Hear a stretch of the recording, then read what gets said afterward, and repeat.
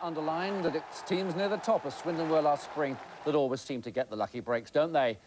Then Don Goodman's powerful header levelled the score, and then Swindon were to move nearer the promotion playoffs with a move from the three Raiders back together again in the team last Saturday. Fitzroy Simpson there with the pass. Shearer moving perfectly. White in position to score.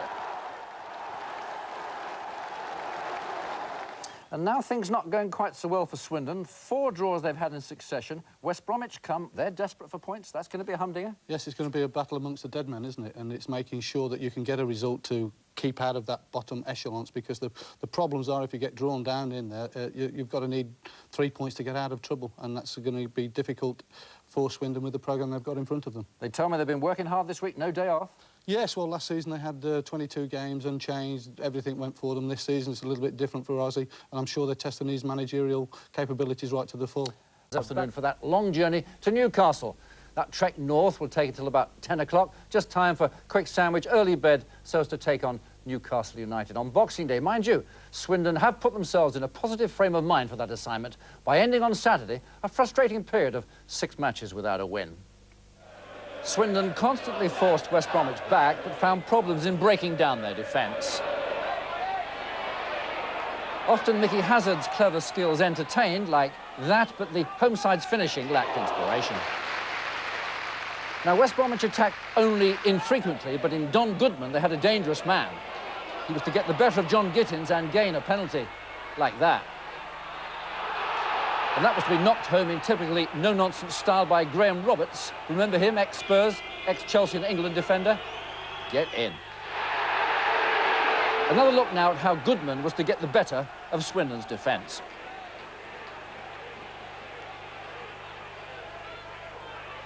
Well, after the interval now, and nothing would go right for Swindon strikers. Steve White against the goal frame there. And David Kerslake moving up from right full-back with his long shot. Same result against the frame. So for Swindon's domination then to get its deserved reward, it required extra men to move up from the rear and assist in no-nonsense style like that. Ross McLaren, just the guy to do it. In slow motion, see how the West Bromwich number 6, Paul Raven, is craven.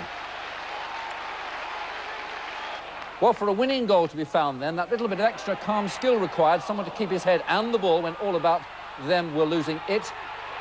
Hazard's the man. Shearer, there is it. Mind you, West Bromwich were almost to snatch a draw with that man, Graham Roberts, moving up towards the end. There's his header, just wide.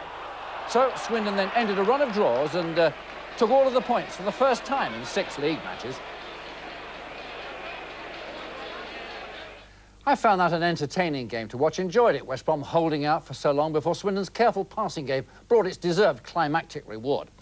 Ozzy Ideal is the manager who insists that Swindon stick to that patient, skillful style that gained promotion last season before demotion. Let's hope that Swindon don't lose this professor of cultured football to any of those rumoured consortia said to be forming to take over at Tottenham, where Ozzy is still remembered and revered as a mesmeric manipulator of the football.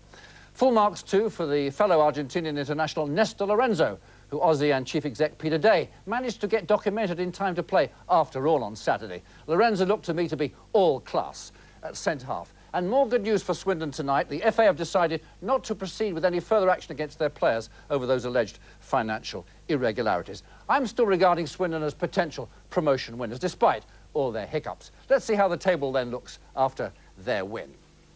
It lifts Swindon up 2 places. Bristol City still lead the West Country there, despite losing at Nottingham.